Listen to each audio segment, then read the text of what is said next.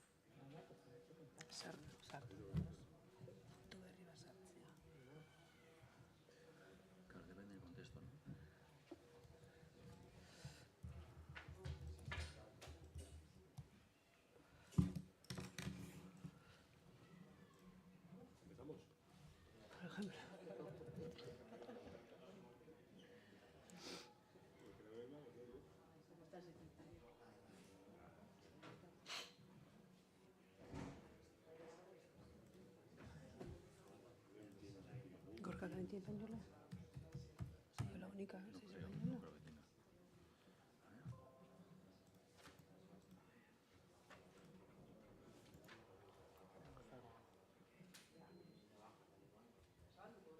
Ezin da, Joana, ez dabil.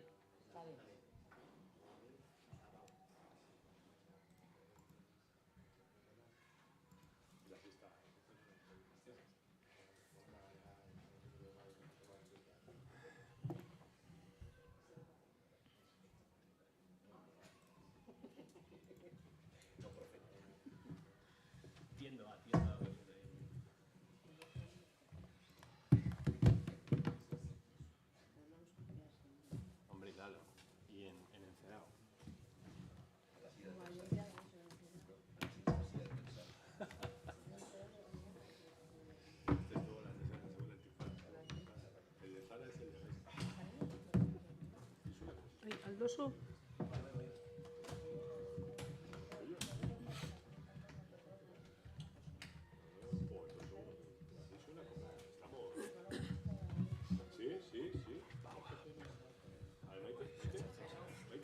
Bai. Maite.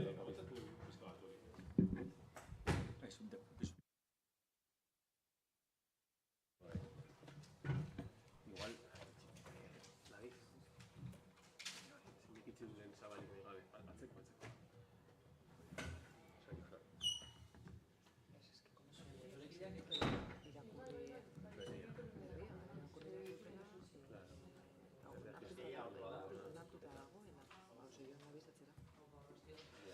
Opa, arratsaldeon.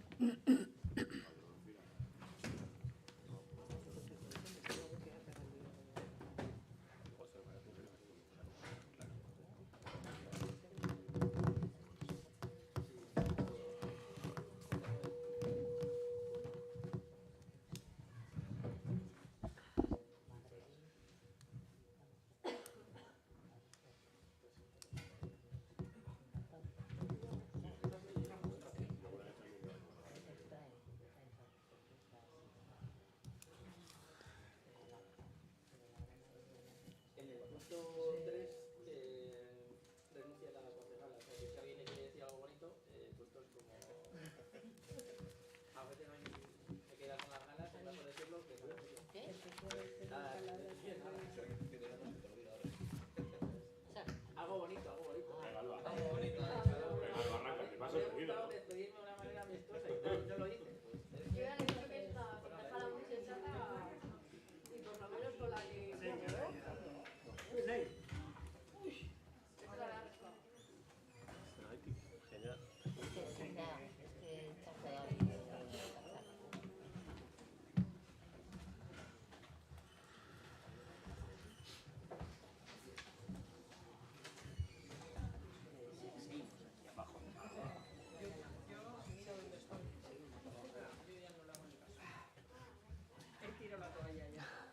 Pero, tanto leno? Jarraitzen dugu hemen, ez duzu esertxo bezalatu, Yo ya he tirado la toalla. Baina, Mari, zurea basebi, zegoen ondo, Nos hemos hecho amigas, ella abajo y yo A ber, berritua da. pasanear. Sí, me enfado con ella. Gaur ondo, toreko zaizu. Bai. Baina, ardura rekupatzen dit, egia.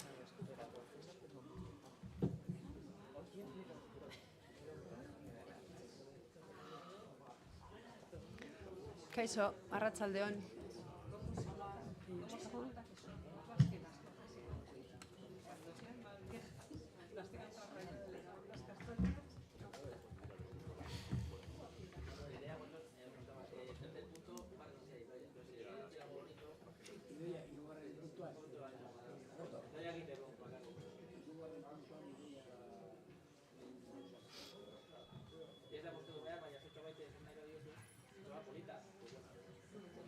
Momento de dar, quiero ya.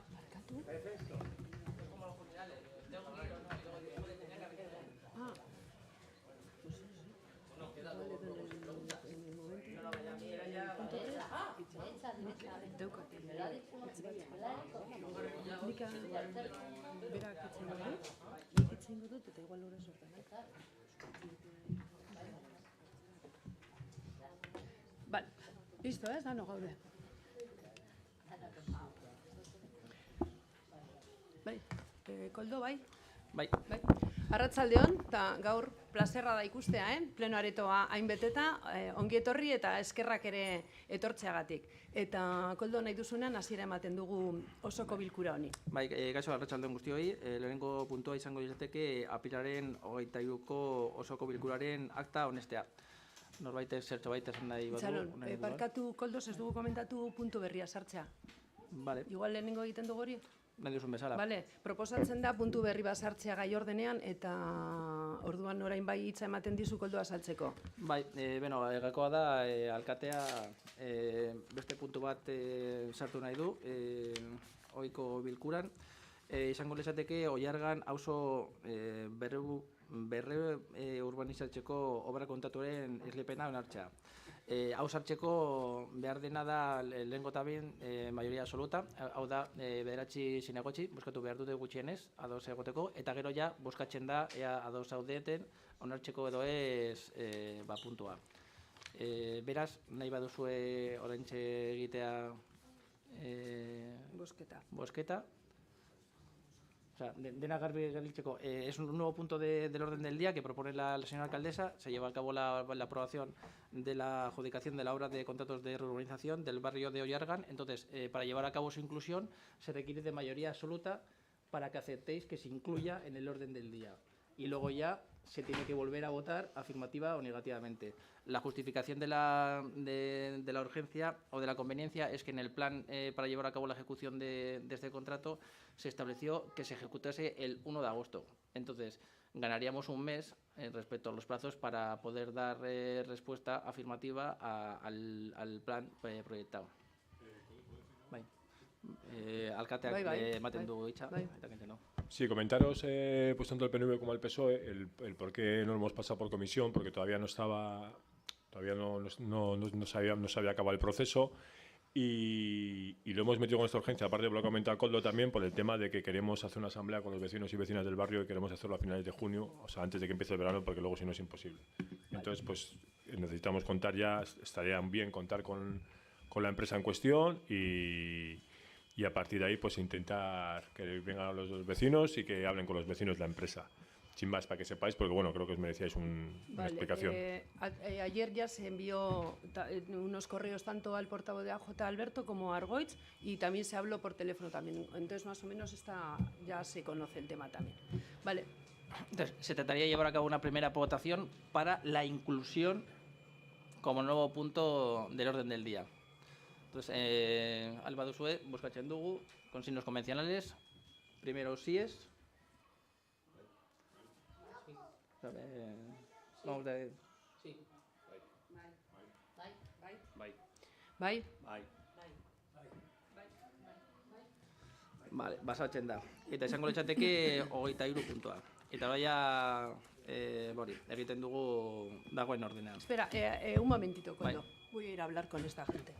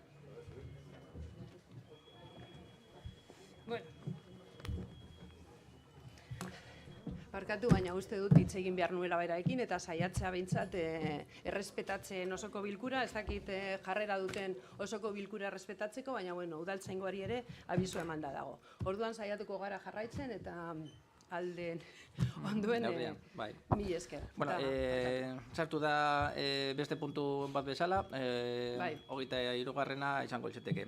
Bueno, lehenengo puntua izango litzateke apirilaren 23ko ohiko osoko bilkuraren akta onestea.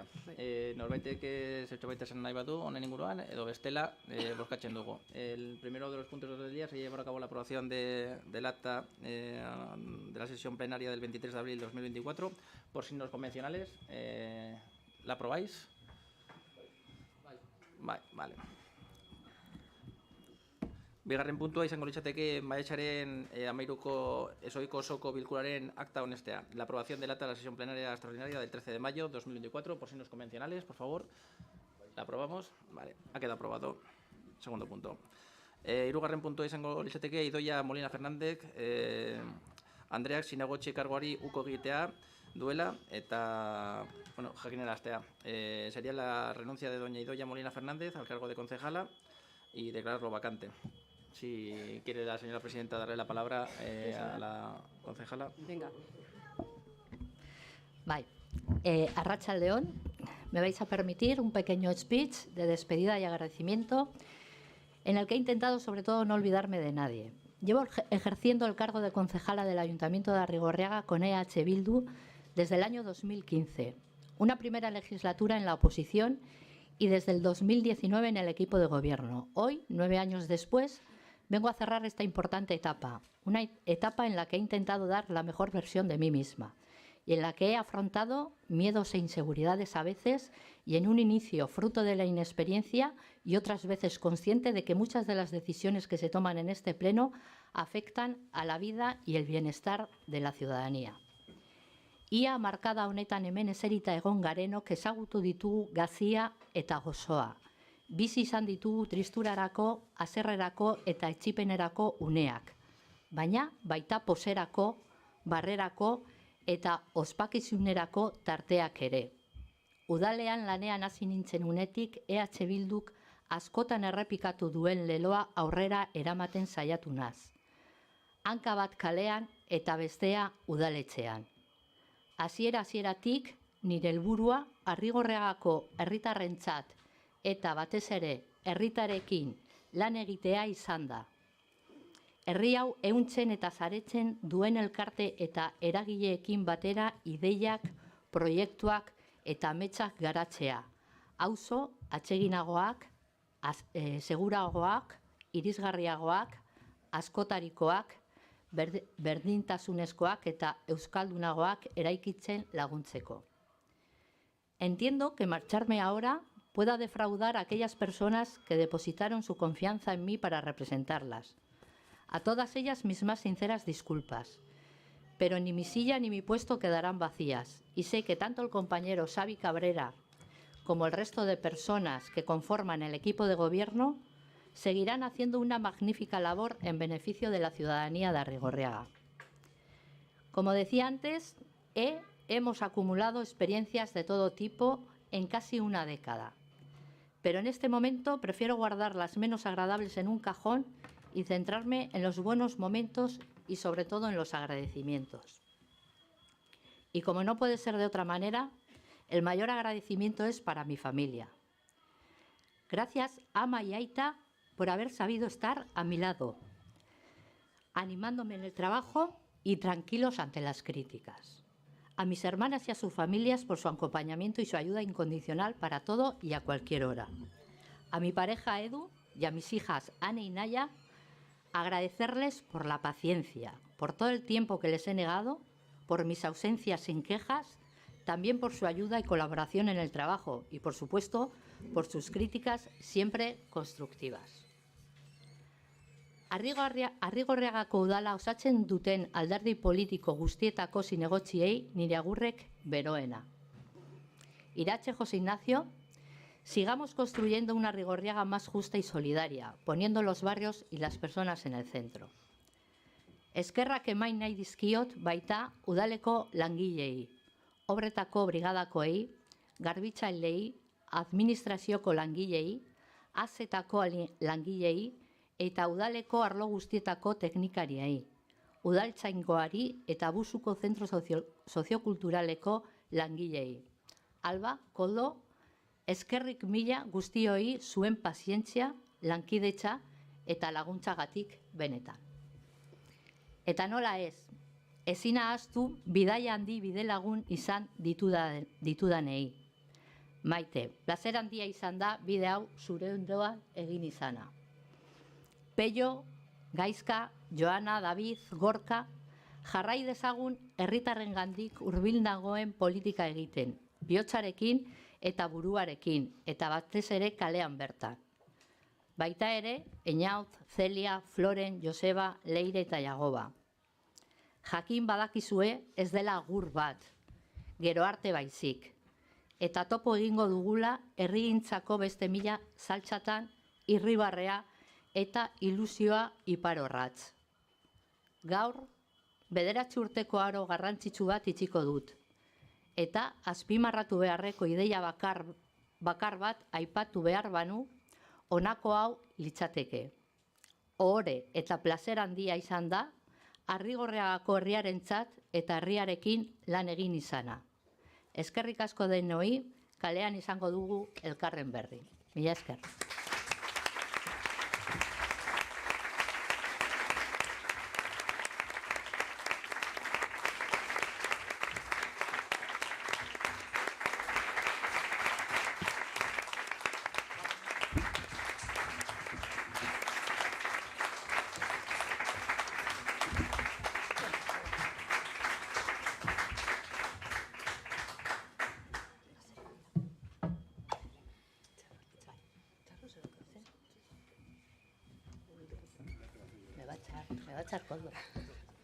Alkate Andrea, itxara eskatzen du. Bai, Alberto? Vale, bota.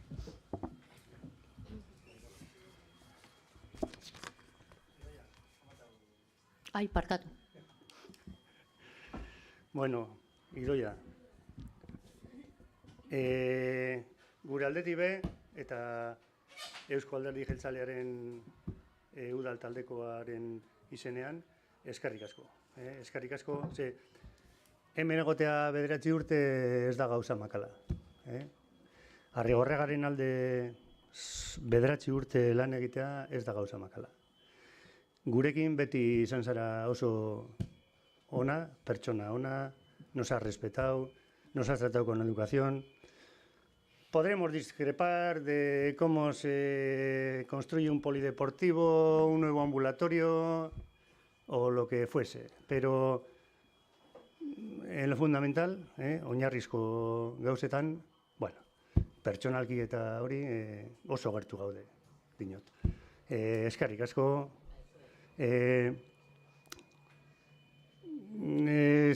Orain, Arrigorriagan dagoela zirkue, guk beti esaten dugu, que nosotros gestionamos circos de varias pistas, ¿no? O sea, no tenemos un circo de una pista, tenemos el circo de nuestra pista personal, de nuestra pista familiar, de nuestra pista laboral, de nuestra pista política, de nuestra pista con los amigos. Entonces, gestionar un circo con muchas pistas es muy complicado. Y a veces se nos escapa una pista y nos despistamos y nos desnivela todo el circo. Bueno, esto es muy complicado y aún así estamos aquí, con la mejor de las voluntades, para trabajar por una Arrigorriaga y por una convivencia positiva, por el mejor Arrigorriaga que queremos para todas y para todos. E insisto, eskerrik asko eta bejon dizula. Bai, Argoi.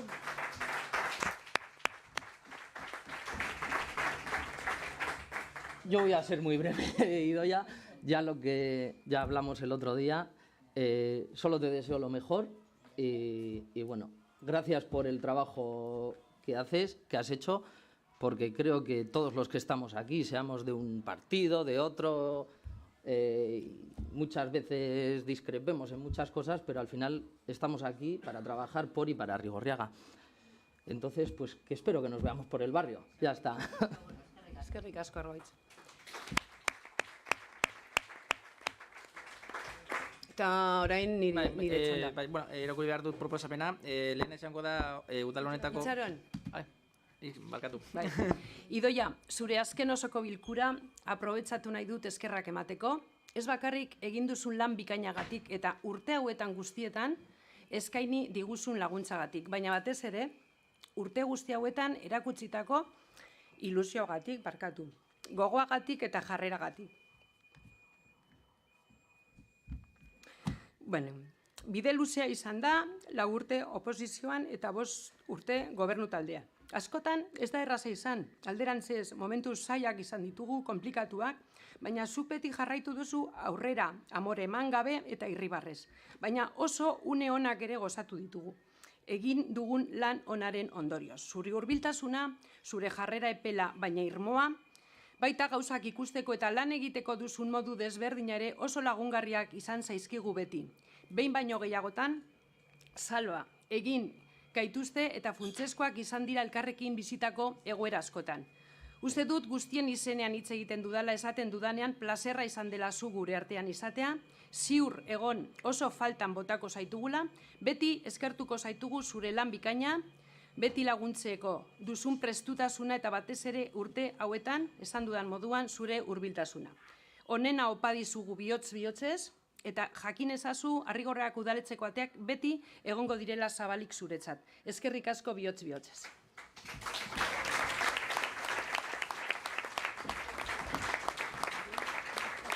Bere kargu korporatibo guztiak bertan bera uzten. Bigarrena, Idoia Molina Fernandek, Andrearen dimisioaren ondorioz, udal honetako zinegotzi karguak utzi geratuko dela dekartatzea. Erabaki honen ziurtagiria, hauteskunde batzorde zentralari helaraztea, hurrengo hautagaien aldeko hautsia dela egiazten duen kedentziala eman dezan. Udalaren datuen arabera, Xavier Cabrera Muñoz izango da, eta azkenik 3. puntua, erabaki hau Idoia Molina Fernandez Andreari jakinaraztea, eta Arrigorriagako udalari egindako lanagatik eskerrak ematea. Eta, listo, bai. Hurrengo puntua, 4. izango litzateke aprileko alkateren dekreturi berri ematea. Norbaitek txertxobait honen inguruan esan nahi badu, bestela, 5. puntua joango ginateke, aprilaren 10. toki gobernu batzarraren aktarin berri ematea, norbaitek txertxobait esan nahi badu. 6. puntua izango litzateke aprilaren 23. toki gobernuko batzarraren aktaren berri ematea, berriro, norbaitek, ez. 7. puntua, kontuen batzordi berezi osaten duten kidei berri ematea. Erakurriko ditut nortzuk osatzen duzuenak. Izango litzateke H. Bildu Maite Ibarragoiti, burua, ordezkoa Joana Etxebarria Simarro, H. Bildu Peio Garmendia, ordezkoa izango litzateke David Zidre, EH Bildutik Gaizka Ibarretxe Zerrada, ordezkoa Gorka Etxebarria, EAJ PNV Ainhoa Unzueta Albizoa, suplente Alberto Ruidazua, EAJ PNV Nerea Polo, suplente ordezkoa Gotxona Juria, EAJ PNV Ainara Sáez, ordezkoa María del Sol Ibarra, Socialistas Vascos Maite Barahona, ordezkoa Argoitz Gómez, Noa Gatik José Ignacio Fernández eta Agara Iratxe Rubio.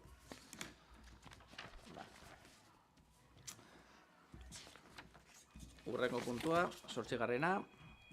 Arrigorriagako udaleko zinegotzi delegatuei almenak partxalki bereganatzeko alkateratzen dekretuari berri ematea.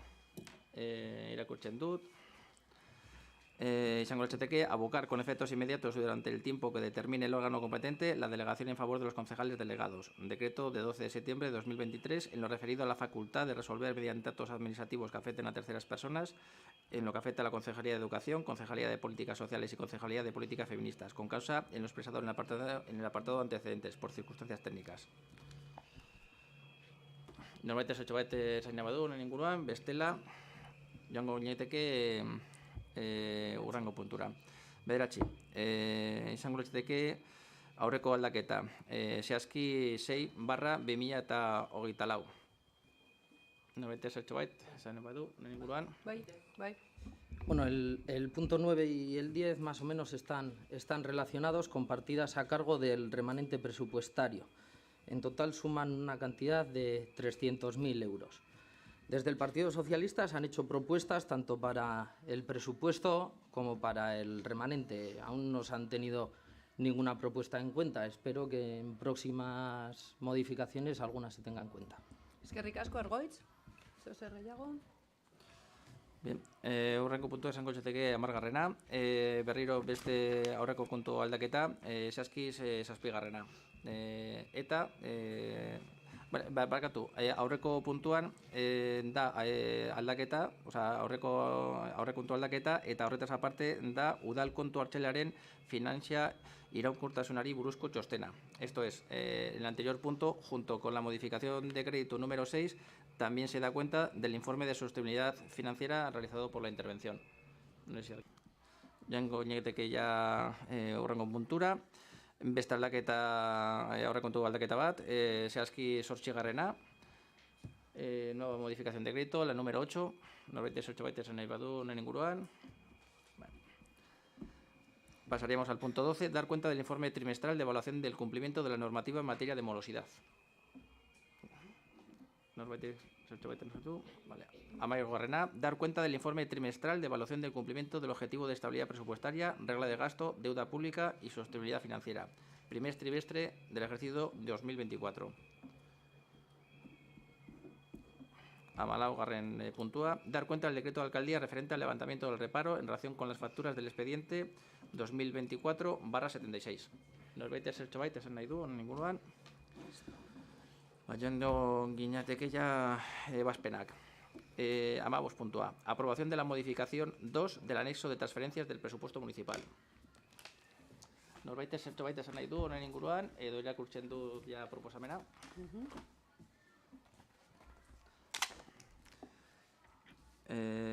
Bien, sería aprobar la modificación del anexo de transferencias del presupuesto para el ejercicio 2024, disminuyendo la siguiente subvención nominativa en el importe que se muestra a continuación.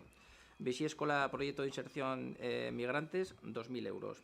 En el apartado segundo sería aprobar la modificación del anexo de transferencias del presupuesto para el ejercicio 2024, incorporando la siguiente subvención nominativa.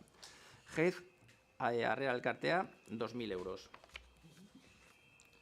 Norbait zerbait esan nahi du honen inguruan edo bozkatzen dugu? Duzue, barkatu. Bien, pues, comenzaríamos por los socialistas vascos. Bueno, primero síes, o levantamos la mano, los temas más cómodos. Síes, levantamos la mano, por favor.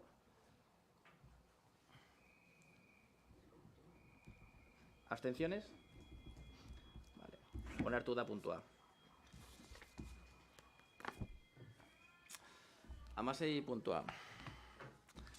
Aprobación del reconocimiento extrajudicial de crédito de la mensualidad de diciembre de 2023 del préstamo contraído con el Instituto de Diversificación y Ahorro de la Energía y de los intereses relativos a la cuota del 4 trimestre de 2023 del préstamo número 8512-682511 concertado con el BBK. Norbaitek zerbait esan nahi du, honen inguruan, bestela bozkatzen dugu. Votos síes afirmativos por signos convencionales, por favor. Votos abstenciones por convencionales. Votos negativos. Ha quedado aprobado el asunto. 17garren puntua. Levantar el reparo interpuesto por la intervención en su informe número 197/2024 con motivo de la fiscalización de la redacción de facturas 2024/72. Zertxobait esan nahi du norbaitek, bestela bozkatzen dugu. Votos síes por signos convencionales, por favor. Votos abstención, por favor. Votos negativos. Onartu da puntua.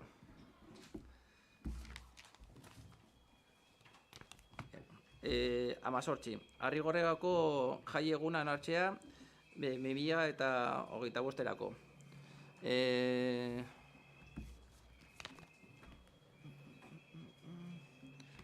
Zehazki adostu behar dena, edo zure eskuetan jartzen dena da, Arrigorregako udalerriko tokiko jaia, izendazia Andre Maria Magdalena, aste artea, Uztailaren 22an.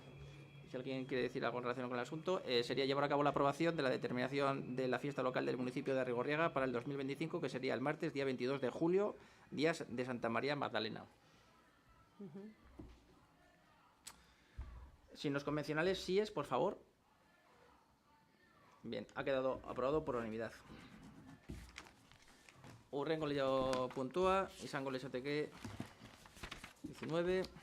EAJ Udal Taldeak aurkeztutako proposamena. Udal Hezkuntza Kontseilua ikasturteko eratzeko eta abian jartzeko prozesua has dadin. Ez dakit irakurtzen dut ni justo proposamena edo aurkeztu nahi du EAJ PNV, nahi duzuen bezala. Eskatzen baduzu baimena, etxekiteko. Ez dugula irakurri behar. Nahi duzuen bezala. Egiten du horrelako pixkat, labur pentso bat. Besterik ezen, komentatu, ez dakit hau entzuten dena, bai. Urbildu pizkatxo bat eta bai. Komentatuta dago komisioetan.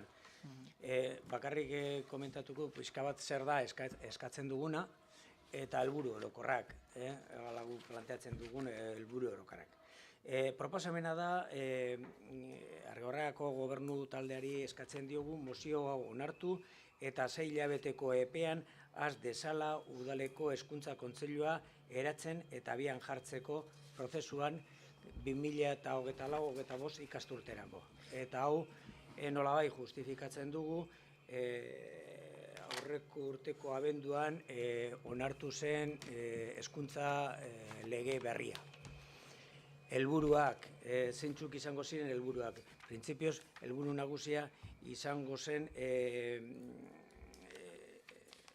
etengabeko partaidetza egitura bat sortzea, izango zen helburua. Udal mailako hezkuntza premiak identifikatzea albideratuko duena, tokiko hezkuntza komunitatean sortzen diren arazoei erantzun bateratu emateko laguntzeko. Eta zehazki izango zen alde batetik hezkuntza arautuan egoera eta eskaera berriari erantzutea, eta bestea haur eta gazte guztiei aukera berdinak eskaintzea eskolas kanpoko jardueretan. Eta horrela egon daitezke desberdintasunak orekatzea eta inklusioan aurrepausoak emateko. Arrigorriagan udalerri inklusiboa bihurtzeko. Comentaba que en vez de hacer una lectura general, planteamos un poco cuál es la petición que hacemos y cuál es el objetivo principal que nos marcamos. La petición es pedir al equipo de gobierno que en el plazo de 6 meses se pueda comenzar a la constitución de un consejo escolar municipal. Que lo llevaríamos a cabo en el curso del año que viene, en el 24-25. La justificación viene dada por la ley que se aprobó a final del año pasado de educación, donde de una forma anima a los ayuntamientos a constituir este tipo de consejo educativo. Y los objetivos fundamentales, en principio, es crear una estructura de participación permanente que permita identificar las necesidades educativas a nivel municipal para ayudar a dar una respuesta conjunta a los problemas que se plantea en la comunidad educativa. Más concretamente, por un lado, responder a las nuevas situaciones y demandas de la educación reglada y, por otra, ofrecer a los niños y niñas y jóvenes las mismas oportunidades en la educación no reglada, o sea, en las actividades extraescolares. De esa forma poder equilibrar las diferencias tanto económicas como sociales y dar un paso hacia la inclusión. Esta es un poco la petición, y es una petición genérica, no es una petición que va en contra de nadie, sino es algo propositivo. Y bueno, esperamos que no sea, yo espero que lo aprobemos entre todos y todas, pero que no sea algo formal, sino que de verdad podamos dar una respuesta a las necesidades, a las nuevas necesidades de la educación, y con una premisa que es previa, es decir, la educación es responsabilidad de todos y es de toda la comunidad los que nos tenemos que plantear este tipo de historias. Eso es un poco la idea. Eskerrik asko Gotxon, bai, Gorka, nahi duzunean? Eskerrik asko Maite. Nik gure bozka argitu nahiko nuke, edo gutxienez EAJak mozio honetan egiten duen ekarpenari erantzun bat eman nahiko nioke, eta erantzuna ematen hasi baino lehen, nik galdera batzuk planteatu nahi dizkiot EAJ-PNV-ri, mozio aurkezten duen taldeari, argitzeko zein den zuen asmoa mozio honen onarpena eta gero. Izan ere, ekartzen duzue abenduan berriki onartu den legeko 60. artikulua bere horretan, baina handik haratago ez da garapenik egiten. Artikuluak jasotzen dituen puntuak ekartzen dituzue eta plantetzen dituzuen helburu orokor horiek dira legeak berak ekartzen dituzue ona. Esan beharra dago gainera, artikulu hori EH Bilduk parlamentuan negoziazioan planteatu duela.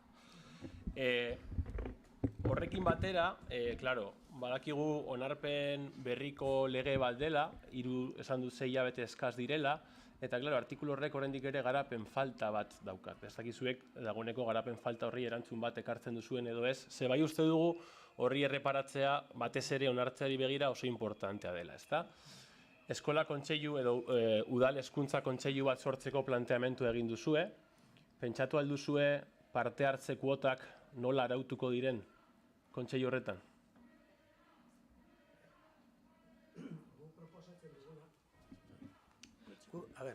Gu proposatzen dugu hastea prozesu bat, eta haste prozesu horretan izan daiteke, eta jarri dugunean 6 hilabetea, hori komentatu genituen, 6 hilabetea jarri behar delako epe bat, jarri alitu urte bat, 2 urte, 3 urte, ez dakit, baina hasteko prozesua, ez osatzeko, eta hastea prozesu horretan izan behar da gauza bat negoziatuta danon artean, eta asmoa da danon artean. Ez daukagu prebio esertxo bet, gu ez daukagu esertxo bet diseinatuta. Esaten dugu, guaz hastera. Eta haste horretan, danon artean, esango dugu, ze kuotak, noiz alkartuko gara, zenba denpora, ze edozein funtzioa, hori guztien dugu pizkat, lideratu behar dituzuena zuek zarete. Hori gu oso garbi daukagu, gu prest gaude prozesu horretan, eta historia horretan aurrera joateko. Gu bakarri planteatzen dugu, guaz hastera prozesu horretan. Eta konbidatzen dizugu hasteko prozesua. Eta hasiera hori markatzen dugu 6 hilabete. Gauzatzea daukagu ikasturte osoa, datorren urteko ikasturte osoa. Eta ez baldin bada heltzen, porque ez dakit zer gertatzen den, hori ez da izan behar oztoporik. Denbora ez da izan behar oztoporik. Eta gure jarrera da, guaz hastera, nor lideratu behar du? Zuek, logikamente.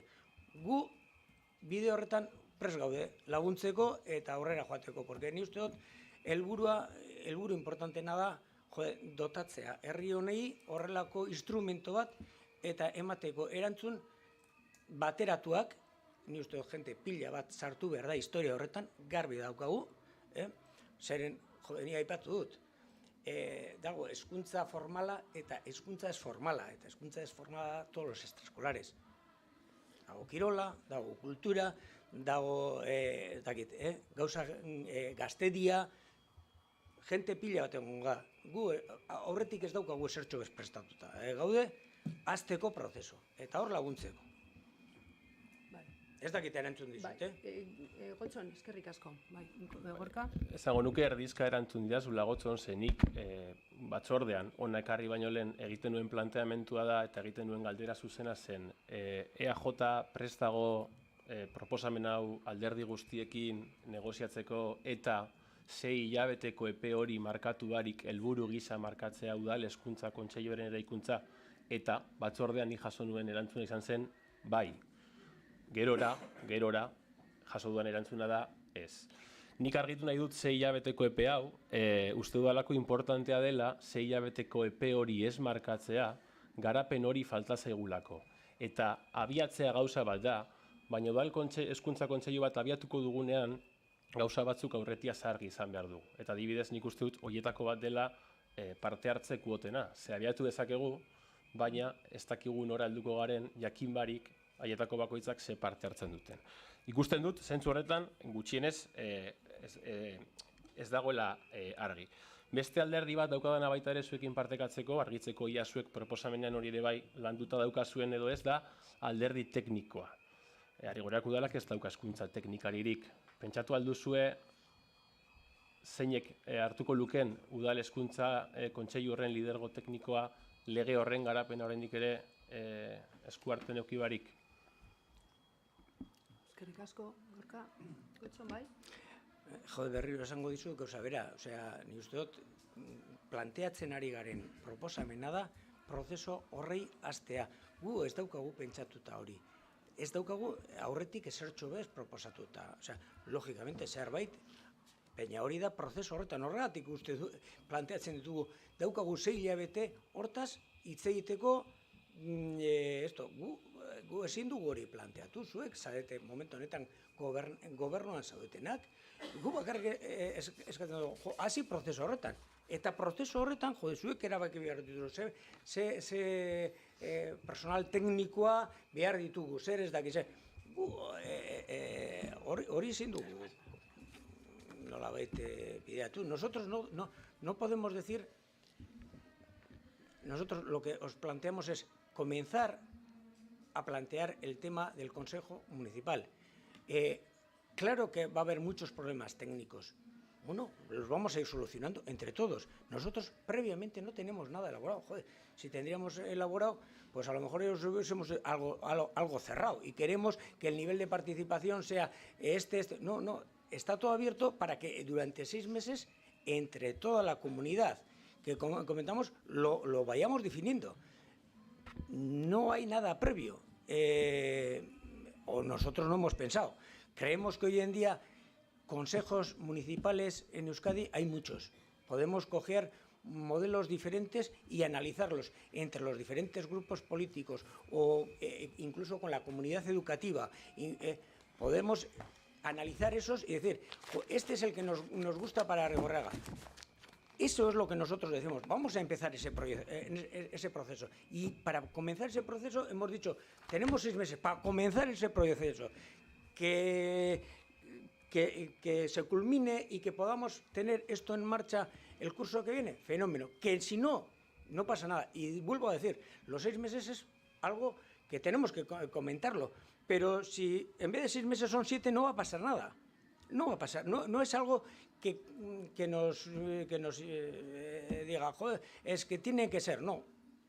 Pensamos que para empezar a andar, que es el planteamiento que hacemos, para comenzar a andar 6 meses es un plazo razonable. Para que esté constituido un curso escolar, joder, que decimos que no, yo eso os comenté, que previamente no tenemos nada nosotros elaborado, también, solo es lo que marca la ley, punto. Lo único que hemos puesto es, ponemos en marcha este proceso y es lo que solicitamos al ayuntamiento, al equipo de gobierno, poner en marcha este proceso. Vale, eskerrik asko, Gotzon, bai. Nik horregatik esaten dut Gotzon, eta uste dut batzordean baita ere adierazi nuela, gu bat gatozela martxan jartze horrekin, eta aipatzen nuen, hau da guk gobernu taldeko proposamenean, legealdi honetarako proposamenetan, 26. neurrian jasota daukagun kontseilua. Eta gu kontziente gara, eta guk badakigu Euskal Herriko herri askok badutela hezkuntza kontseilu bat sortua, nola ez, baina zuek hemen jartzen zue artikulu bat.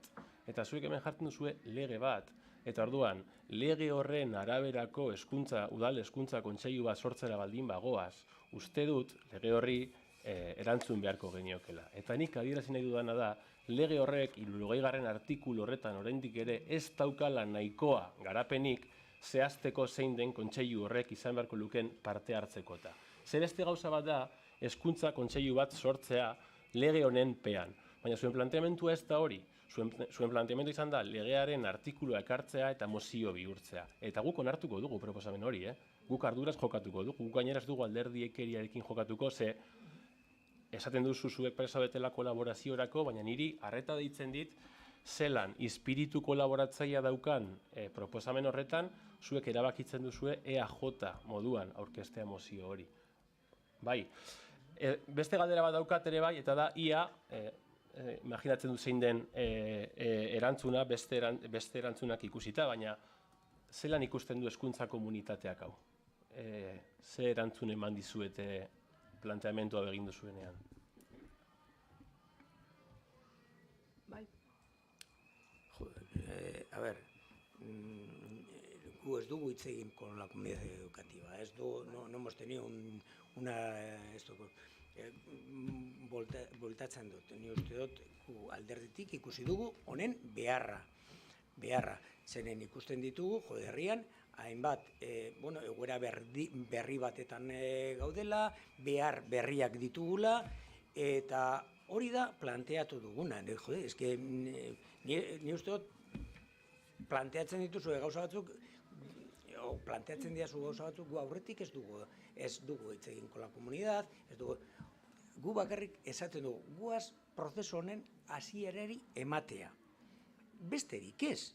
Eta hitz egin beharko da, hitz egingo dugu, geuk, zeuk, ala danak batera, con la comunidad educativa, con kirol mundua, ez dakit zer. Guaz astera prozesu honetan, eta daukagu epe bat hortaz aritzeko. Aurretik gu ez daukagu esertxo bez. Proposamena hautxe da, ez daukagu besterik. Ni uste dut, pentsatzen duzu gu askoz be elaboratuta daukagula, ez. Joango gara elaboratzen batera, baina hortarako hasi behar da prozesua. Ez baldin badugu azten prozesua, pues ez dugu. Nik uste ja nahiko argi geratzen ari dela, eta igual ja, bota, Gorka? Bukatu nahiko nuke, hori, esanez, sentsazioa dudala, olako proposamen batekin, eta ni bai egon naiz hezkuntza komunitatearekin hitz egiten, eta bai egon naiz haiekin proposamen hau partekatzen, eta, ikusea besterik ez dago, adibidez, herriko guraso elkartetan orain zein den egoera, jendea eskatzen ari direla, ez? Eta guk planteatu izan diegunean, guazen hau sortzera, esaten ziguten, orain, ustaia, abuztua, horregatik ari naiz baita ere, 6 hilabeteko epe hori markatzeaz, behin eta berriro esaten diazu ezetz, baina behin eta berriro zoaz 6 hilabete horietara. Horregatik nik, eta ja bukatuko dut, bai eskatzen dudala, gutxienez horretan kolaboratzeko prest baldin bazaudete, guk asmoa daukagu kolaborazio horretarako, 6 hilabeteko epe hori kentzea, eta lege horren garapena apur bat aurreratuago daukagunean, lege, jake mozio hori onartzera goazen, lege horren pean kokatu, baina garapen bat daukagunean. Eta argitu nahiko nuke baita ere, ezin dugula esetzik esan batetik gure gobernu planean dagoen ekarpen bat delako, bera poste naiz, uste dut zentzu horretan elkarrekin goazela eskutik, eta gero aurrekariek ere bai ona ekarri gaituztelako, ez? Zuekin baita ere partekatu nituen aurrekariak. Arrigorriaga ya viene siendo municipio educativo desde hace 2 años aproximadamente, desde que entramos en la red educativa de municipios.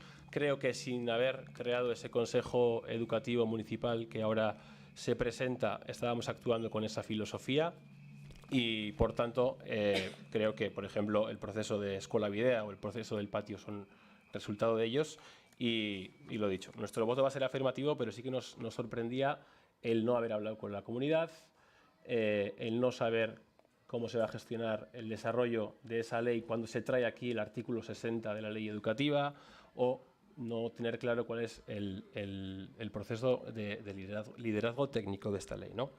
Pero bueno, ya ha respondido Gotson, creo que ha quedado bastante claro cuál es la postura de cada uno, y Koldo nahi baduzu, bozkatzera. Bai, eskerrik asko Gotson eta Gorka, eta Koldo, jarraitzen dugu, irakurriko dut proposamena, zehazki denok garbi edukitzeko, Arrigorriagako udalak 6 hilabeteko epean ardezan udaleko hezkuntza kontseiloa eratzeko eta abian jartzeko prozesua 2024-2025 ikasturterako.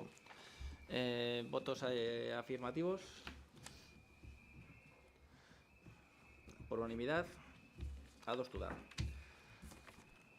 Urrengo puntua, Jon Etxebarria Zinegotxe Andreak aurkeztutako mozioa, Jez Arrigorriaga Aurrera Elkartearen Palestinarekiko erantzukizuna erantzuneri buruzkoa. Moción presentada por la señora concejala Juana Etxebarria con origen en Jez Arrigorriaga Aurrera Elkartea referido a Palestinarekiko erantzukizuna. Bai, Joana, nahi duzunean, mesedez? Bai, bueno, mozio hau nik aurkeztu dut, baina benetan aurkeztu dutena, edo nik izan naiz, nolabait, Arrigorriaga harreraren bozeramalea kasu honetan, orduan nik uste dut zuzenena dela beraiek irakurtzea ekarri duten mozioa, eta orduan beraiei ematea hitza irakurtzeko. Kasu honetan, alkateak eman behar dio hitza, baimena, eta epe bat. Eta bakarrik ordezko bat izendatu behar du. Vale, pues irakurriko duena, vale. Loli, ulertu duzu, ez? Zinezala mozion, la les, eta listo. Vale? Eskerrik asko. Bai, bueno, edo nahi baduzu hurbildu.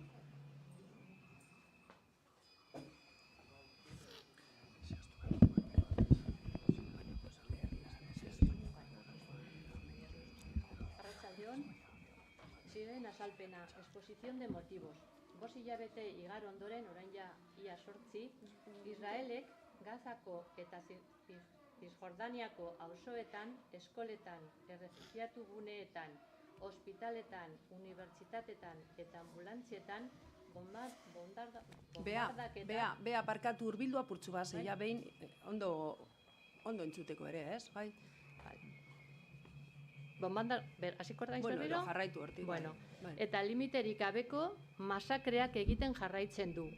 Aldi horretan, nazioarteko zigor auzitegiko fiskalak gerra krimenengatik ikerketak abiatu zituen, eta giza eskubideen aldeko erakundeek eta nazio batuetako agentziek premiazko duten nazioarteko komunitateak premiazko neurriak hartzea zerrazki hori geldiarazteko. A este respecto, el 29 de diciembre, Sudáfrica denuncia ante la Corte Internacional de Justicia a Israel por genocidio. Un mes más tarde, el mismo tribunal sentencia y ordena a Israel que evite el genocidio, reconociéndose en esta sentencia que lo que está ocurriendo es un genocidio contra el pueblo palestino. Asimismo, y posteriormente, Amnistía Internacional afirma que Israel desobedece la sentencia de la Corte Internacional que ordena evitar el genocidio al no permitir la llegada a Gaza de ayuda humanitaria adecuada. 2023ko urriaren 7tik 2024ko martxoaren 4 bitartean bakarrik 30.005 pertsona, gaur egun ja 36.000 pertsona baino gehiago hil dituzte Gazan. Horien artean 13 eta 200 haur gutxienez, eta gaur egun ja 26.000. Save the Childrenek salatu duenez, haurren heriotza gehiago izan dira Gazako zerrendan azken hilabeteotan 2019tik munduko gatazka guztietan baino. Erakunde horren arabera, haur bat 10 minutuero hiltzen da Gazan. El artículo 1 de la Convención para la Prevención y Sanción del Delito de Genocidio, de la que el Estado español es firmante, obliga a los Estados a tomar medidas para prevenir y sancionar este tipo de crímenes contra la humanidad. Recordemos que además este genocidio se comete contra un pueblo, el palestino, que lleva décadas sometido a un régimen de apartheid, tal como lo denuncia Amnistía Internacional y Human Rights Watch. Armak enbargatzea ezinbesteko urratsa da norabide horretan, eta betebehar morala ez ezik legezkoa ere bada. Espainiako esparru juridikoan jasotzen den bezala, izan ere debekatu egiten da armak saltzea gatazkan dauden herrialdei edo giza eskubideen urraketa handiak dituzten herrialdei. Hauk dira arauak. 532/007 legea abenduaren 28koa defentsarako eta erabilera bikoitzeko materialaren kanpo-merkataritzaren kontrolari buruzkoa. Armen merkataritzari buruzko tratatua Espainiak 2014ko martxoaren 17an berretsia. 2008ko jarrera bateratua 944 aspe 2008ko abenduaren 8koa teknologia eta ekipo militarren esportazioa kontrolatzeko arau komunak zehazten dituena. El gobierno español ya ha tomado decisiones similares anteriormente, como suspender la venta de armas a Libia en el año 2011, gobernando el PSOE, o la venta de material antidisturbios en Venezuela. Contamos incluso con un precedente de suspensión temporal de venta de armas a Israel en agosto de 2014. En esta fecha, bajo la presidencia de Mariano Rajoy, Israel asesinó a 2.205 personas palestinas en Gaza, de los que 538 eran niños y niñas. Si en aquel momento el embargo de armas estaba justificado, hoy se hace imprescindible.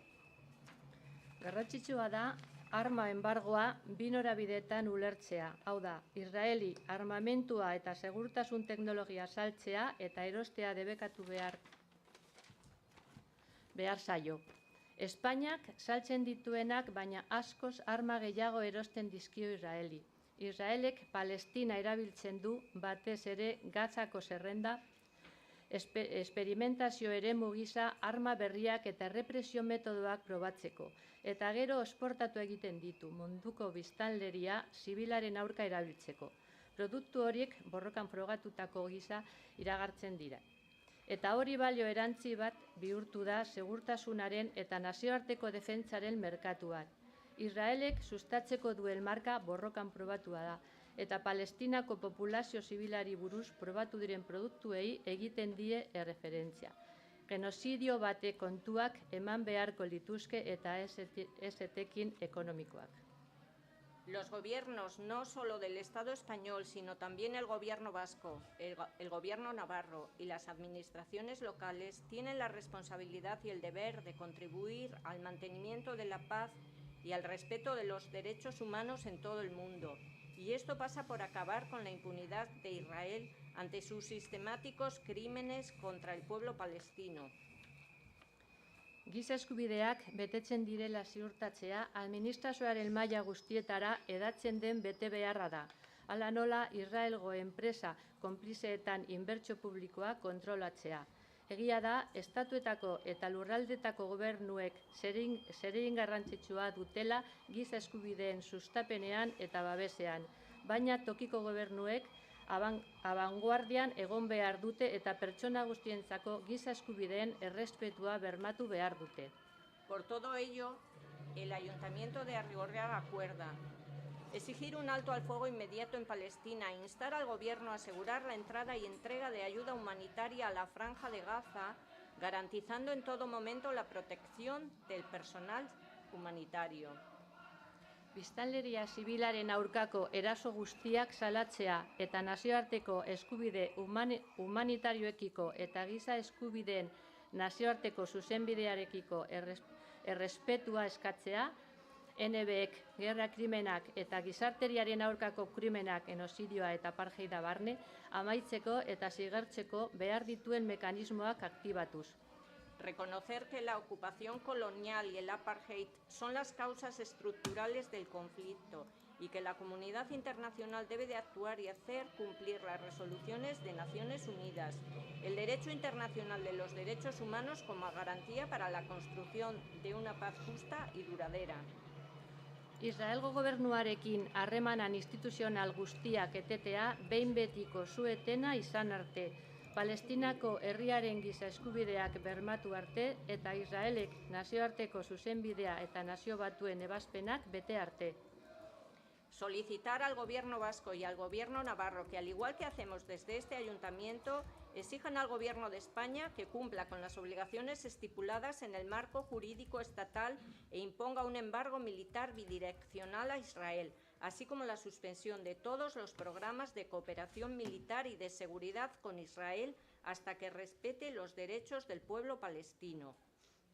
Eusko Jaurlaritzari, Nafarroako gobernuari eta Espainiako gobernuari Gazako zerrendaren aurkako bombardaketak eta setioa gelditzeko behar diren neurri diplomatiko guztiak har ditzatela eskatzea, Israelgo gobernuaren eta haren arduradunen aurkako zigor programa barne eta Israelgo estatuarekin harreman diplomatikoak etetea nazioarteko zuzenbidea eta nazio batuen ebazpenak bete arte. Notificar de los acuerdos anteriores a se indican cargos institucionales de la Comunidad Autónoma Vasca, Navarra, del Estado de la Comunidad Europea y de la ONU. Eskerrik asko. Eskerrik asko.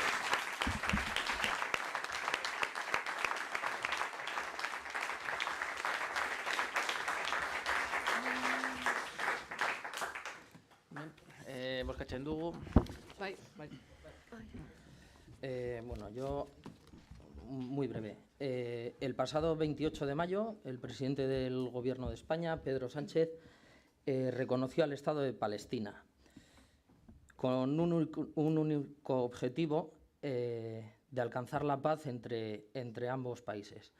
España apoyará también la presencia de Palestina en los organismos internacionales y el presidente del Gobierno ha hecho un llamamiento para poner fin a este conflicto sin precedentes en Gaza, con 3 prioridades. Primero, solicitar un alto el fuego permanente, pidiendo facilitar la entrada de ayuda humanitaria y pidiendo la liberación de los rehenes israelíes en manos de Hamás. Segundo, ofreciendo su apoyo a la Autoridad Nacional Palestina en el proceso de reformas iniciado por su nuevo Gobierno. Y tercero, se trabajará para convocar una conferencia internacional de paz para poner solución al conflicto entre los 2 estados. El actual Gobierno de España es el que más ha hecho hasta el momento de ahora, por reconocer al Estado de Palestina, dentro de Europa sobre todo, y poner fin a este conflicto que hay entre ambos países. Eskerrik asko, Argoitz. Bai. Bien, bozkatzen dugu, por si no convencionales, baiezkoak, mesedez. Vale, ba batez, onartu da. Hurreko puntua.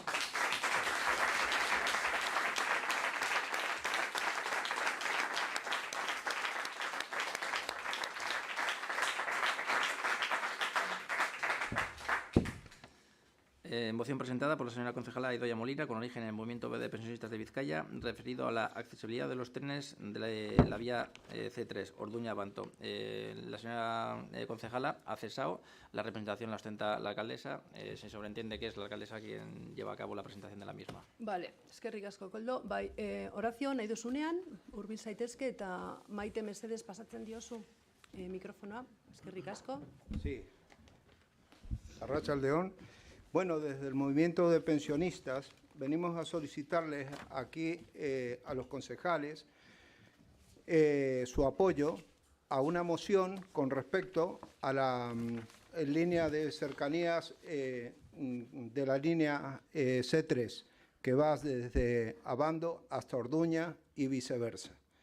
El motivo que nos lleva a presentar este tipo de apoyo por parte vuestro es por el tema de la movilidad. Es decir, Renfe ha invertido muchísimo dinero en cuanto a la accesibilidad hacia los andenes, pero no se ha reflejado en los vagones. Mucha gente con sillas de ruedas, tanto hombres o mujeres, que tienen que subir a sus hijos, o personas mayores con movilidad reducida, también no se les permite o no pueden acceder a los trenes. Lo que le solicitamos a Renfe es que habilite por lo menos un vagón a tal destino para que la gente pueda desplazarse libremente. Bueno, nuestro compromiso de lucha en esta reivindicación lo vamos a realizar desde Orduña hasta Abando. Ahí concentraremos todo el problema, de alguna manera, de las personas afectadas en una movilización un poco más visible. Bueno, sin más que decirles, espero su apoyo y eskerrik asko. Eskerrik asko zuri, Horacio.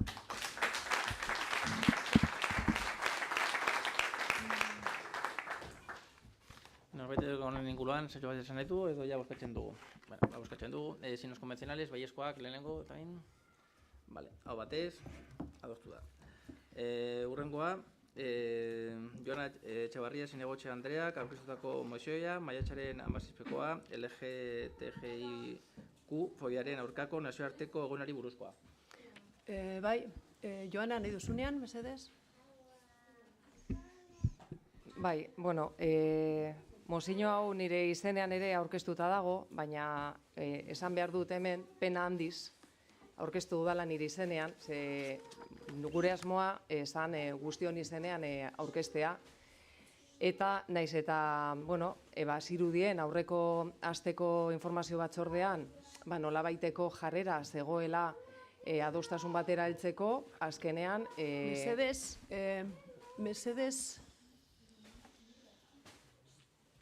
eskerrik asko.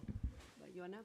Pues azkenean esen posible izan, eta hemetik esan nahi dut, hainbatetan jaso izan dugula zuen aldetik beti, jarrera hori, adostasuna batera heltzeko, eze importantzia duen olako gauzak denon artean adostea, oso jarrera aldekoa zegoen informazio batzordean, horren alde, eta gero azkenean, badirudi esaldi batengatik edo, horreko gunean eukin nuen erearekin hitz egiteko aukera berdintasun kontseiluaren ostean, hori atzera egin zenutela. Orduan, nik aldarrikatu nahi dut hemen, atea zabali dagoela, nik uste dut gure jarrera lehenengo momentutik izan dela, gainera, nik uste dut berdintasun teknikaria kriston ekarpen teknikoa egin zioela zuek hasiera baten aurkeztutako testuari, eta jarrera hori izan da, akordio bat heltzeko jarrera hain zuzen ere, pena bat dela aukera hori galdu izana.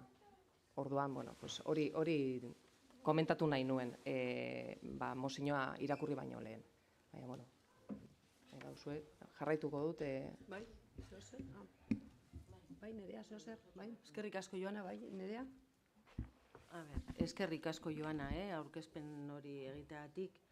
Y comentar que esa moción que presenta Joana es una moción que hemos conseguido consensuar todos y que ha nacido desde el grupo nuestro, desde el PNV, que fuimos los primeros en presentarla. Tuvimos reuniones y se ha llegado a ese acuerdo. Hemos conseguido tener una moción conjunta entre todos y la verdad es que vamos a votar que sí porque hemos conseguido hacerlo en conjunto y nada más, eskerrik asko. Eskerrik asko, Nerea. Gotxon, zehozer, bai? Bai, ni uste dut komunikazio problema daukagula. Eta historia hau benetan izan da oso rokamboleska. Benetan rokambolekoa izan dela. Desde que nosotros pusimos de una forma, que no sé si es una declaración, porque no es más que una declaración de apoyo a un movimiento. El día de las comisiones nos trajisteis una alternativa donde mejorabais, estaba claro que mejorabais la moción que habíamos puesto nosotros. Llegamos a un acuerdo porque teníamos poco tiempo. Yo creo que estas cosas siempre es mejor negociarlas tranquilamente en una mesa y que salgan fluidas, pero eso de que rápidamente, así todo, yo creo que con el Partido Socialista llegamos a un consenso y yo bajé en concreto la propuesta y se la entregué a Maite y yo creo que estabas tú también. Pregunté por ti. Y como no estabas en ese momento, pues les dejé a estos, sin más. Yo pregunté por ti y alguien me dijo, no, ha salido a hacer no sé qué, y entonces se la di a Maite y Pello y lo único que decíamos era, vamos a cambiar una frase, que de hecho luego al final la habéis cambiado, vais a cambiar. Y la historia es que al día siguiente, cuando el jueves nos mandáis la propuesta, no había, de esa frase no había nada. Entonces, ante el volver a tener un Cristo, o tener un enfrentamiento, ante una historia de estas, como la contestación era esa, decidimos, no vamos a entrar en polémica porque creo que este colectivo no necesita polémica, nosotros nos retiramos. Pero esa fue la historia. Luego, la sorpresa es que cuando el lunes recibimos la moción y está incluido el texto que con el Partido Socialista habíamos pues la sorpresa va por ahí. Por eso digo que creo que es un problema de comunicación. De falta de comunicación o de esto, en esta historia. Por eso nosotros decimos, lógicamente, vamos a votar a favor de la propuesta porque es lo que nosotros te transmitimos a ti en concreto. Digamos, si se cambia esto por esto, que salga adelante. Creo que, vuelvo a decir, es un problema de comunicación entre nosotros. Sondo, Gotxon, eskerrik asko, Joana, bai?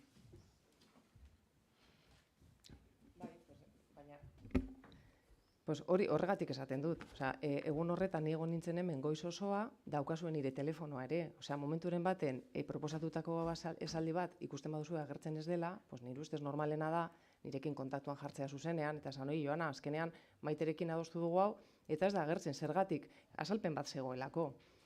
Eta ez jasotzea e-mail bat, ez azkenean gurea eramango dugu, eta nik oso ondo jakin barik zergatik, ez? Bai, zuen e-mailan... Te comunicamos a ti que retirábamos la moción o la declaración, que yo creo que en el fondo era una declaración. Y le dijimos, la retiramos, pero no era que íbamos a sacar una de otra. Gotxon, nik jasotako e-mailan, zehatz-mehatz hemen aurrean daukadalako, esaten dugu non, azkenean hilabete honetako datorren maiatzaren osoko bilkuran gure mozio adierazpena, EAJ-PNV-ren udal taldearena, aurkeztuko dugu gai honi buruz. Hori da nik jaso nuena. Horregatik esan nuen, pues non egon da. Bueno, berdin dio, ez gara lusatuko. Honekin irakurriko dute mozioa eta aurrera ingo dugu. 1980ko maiatzaren 17an, Osasunaren Mundu Erakundeak buruko gaixotasunen zerrendatik kendu zuen homosexualitatea. Beste 29 urte igaro behar izan zituzten transexualitatea buruko gaixotasuntzat hartzeari usteko. Gertaera horiek mugarri historikoa eta oso urrats garrantzitsuak izan ziren LGTBIQ+ pertsonak gure gizartean dagoen aniztasunaren berezko zati gisa onar zitezen. Duela hamarkada bat baino gehiagotik, maiatzaren 17a LGTBIQ+ pertsonei zuzendutako gorroto eta indarkeria mota guztien aurkako nazioarteko eguna bihurtu da. Harrezkero aurrerapen handiak egin dira legearen esparruan herritarrak berdintzeko, haien sexu orientazioa, genero identitatea eta edo genero adierazpena edozein izan da ere. Gizarteak ere aurrera egin du aldi berean eta esan daiteke oro har, espazio sozial gehiago ditugula eta espazio horietan pertsonok modu ireki eta askotarikoan adieraz dezakegula gure sexualitatea eta generoa bizitzeko modua. Hala eta guztiz ere, LGTBIQ+ pertsona askok jarraitzen dute diskriminazioari, estigmatizazioari eta indarkeriari aurre egiten. Gainera, gizon eta emakume izatearen logikak oraindik ere errepikatzen dira eta are gehiago diskriminatzen dira pertsona ez bitarrak. Euskal gizarte gisa bide luzea dugu oraindik benetako berdintasun eraginkorra lortzeko. Aurreiritziek, uste faltsuek, estereotipoek, aurbuioak eta batzuetan gorrotoak zoritzarrez gizarte sektore askoren barruan jarraitzen dute. Ildo horretan, Arrigorriagako udalak konpromisoa erakutsi nahi du LGTBIQ+ pertsonek indarkeriarik gabeko bizitzak izan ahal ditzaten. Orain arte, lan ildo horretako ekintzak egin dira. Kolektibo hoietan antolatuta daudenei entzunez eta haiekin lankidetzan arituz. Horren erakusgarri izan dira, bertso trans saioa, naizen eta errespetuz bezalako elkartekin izandako solasaldiak, herriko hainbat tokitan margotutako bankuak, Arrigorriagan genero, orientazio, identitate eta adierazpen guztiak errespetatzen direla aldarrikatzeko eta ikusarazteko, herritarren artean banatutako kartelak, eta gaiari genero sinematografiko desberdinetatik heldu zaion film laburren proiekzioa. Gainera, Lamiaena egoitza bihurtu da Arrigorriaga Arro taldearentzat, udalerrian libre eta arro bizitzeko antolatzen ari den kolektiboarentzat. Udalbatza osoaren konpromisoetako bati erantzuten dio horrek. Udalerrian LGTBIQ+ pertsonen sarea sortzea, albidetzea eta arekin orpo-sorpo aritzea lanean. Gorrotoaren eta diskriminazioaren gainetik, Arrigorriagan espazio seguroak aldarrikatzen eta bizitza kolorez betetzen jarraituko dugu. Denok askatasunez bizitzeko eskubidea izan dezagun. Arrigorriaga herrian hitza da, eta horrela izaten jarrai dezan lan egingo dugu, aniztasuna baita gure aberastasuna. Horretarako, udal konpromiso hartzen dugu, LGTBIQ+ pertsonek gaur egun jasaten dituzten diskriminazioak, erasoak eta indarkeria ekintzak desagerrarazteko, beharrezko neurriak hartzeko eta berdindu ezagutarazteko Eusko Jaurlaritzaren informazio eta arreta zerbitzua lesbiana, gay, transexual eta bisexualei, baita udalaz gaindiko beste baliabide batzuk ere. Eskerrik asko, Joana.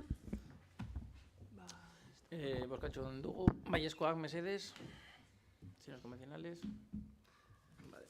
Hau batez, adostu da.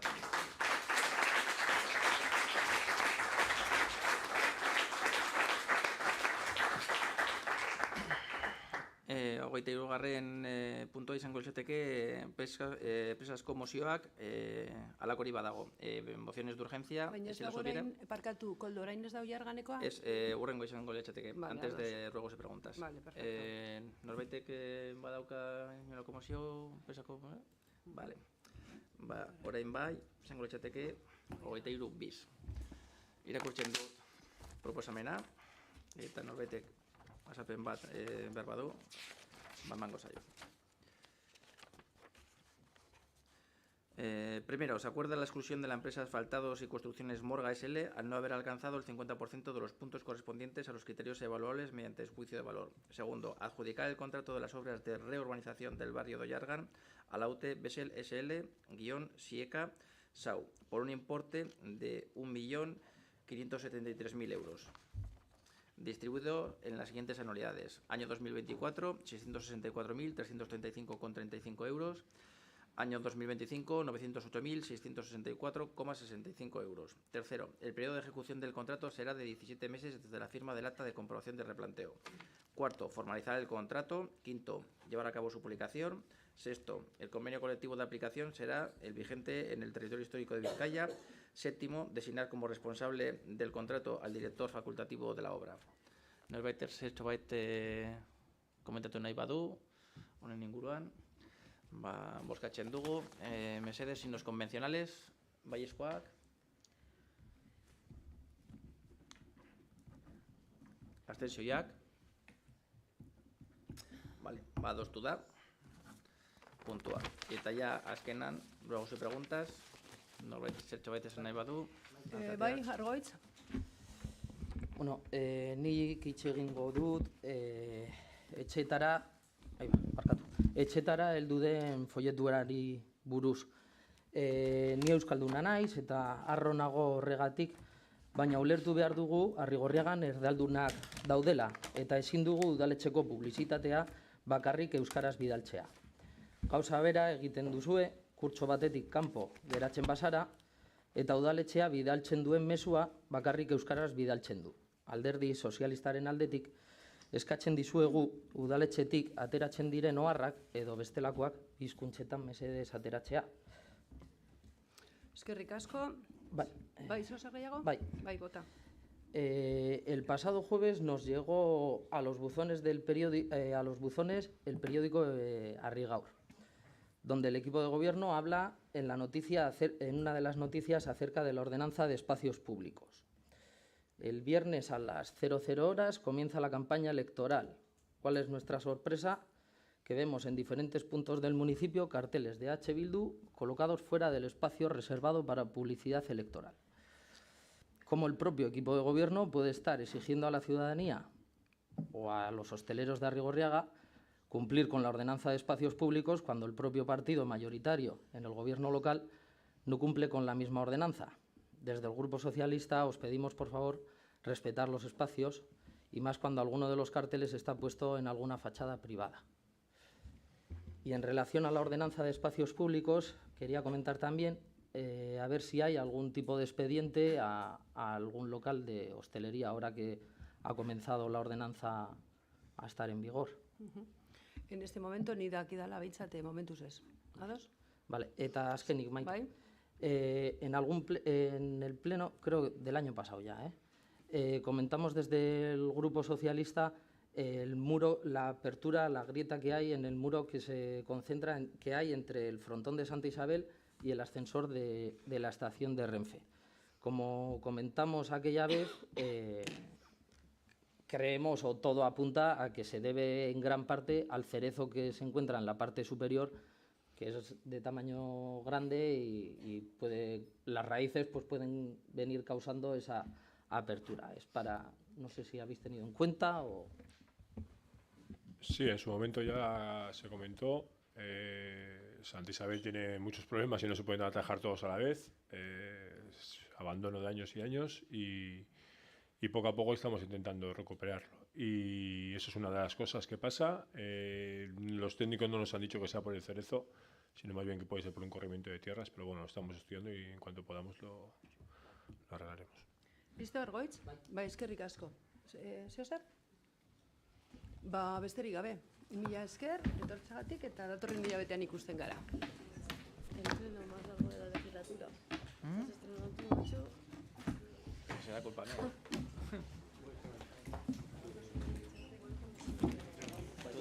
Todo de rock and roll. No, gaur nahiko luze. Ez? Normalean nahiko labur dira. Nire pasango da. No, hemendik aurrera hemen, berarekin. Derrigortuta. Soldata da.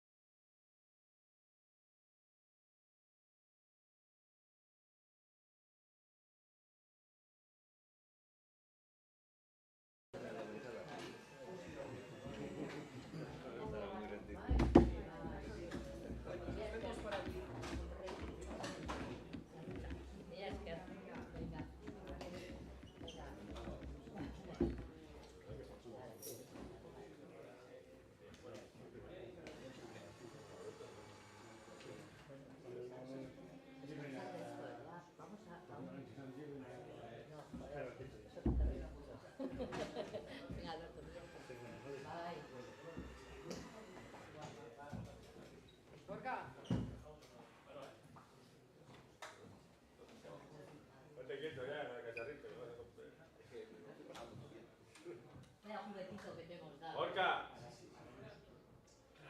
Venga, utzi ez dagoen batera. Amaitu dela. El inicio de... El inicio.